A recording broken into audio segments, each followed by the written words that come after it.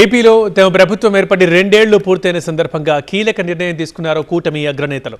24 మాసాల్లో కూటమి ప్రభుత్వం చేసిన అభివృద్ధి, సంక్షేమాన్ని ప్రజల్లోకి తీసుకెళ్లాలని నిర్ణయించారు.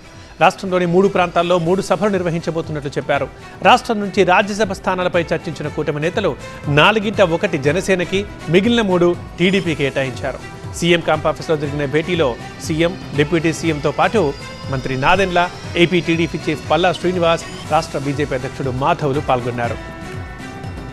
అయితే ఉన్న దాంట్లో ఒకటి మరి మా ఎన్డీఏ పార్ట్నర్స్ అయినటువంటి జనసేనకి కేటాయించడం జరిగింది. మిగతా 3 కూడా తెలుగుదేశం కొట్టదని తెలియజేస్తున్నాం.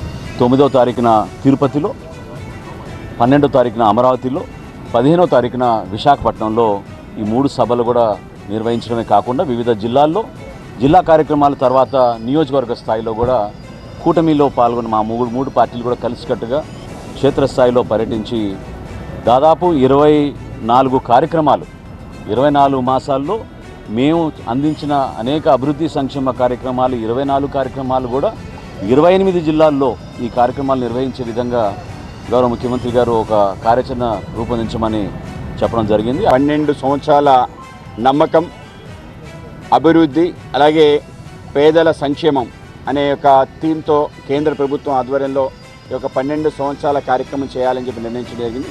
ఇవాళ గౌరవ ముఖ్యమంత్రి గారు అలాగే ఉప ముఖ్యమంత్రి శ్రీ పవన్ కళ్యాణ్ గారు కలిసి ఈ యొక్క ఆలోచనని పెద్ద ఎత్తున చేయాలి. రాష్ట్రంలో 2 సంవత్సరాల ఎన్డీఏ పరిపాలన కూడా జోడించి పెద్ద ఎత్తున ఈ కార్యక్రమాన్ని ముందుకు తీసుకెళ్లాలని చెప్పి అనుకోవడం జరిగింది.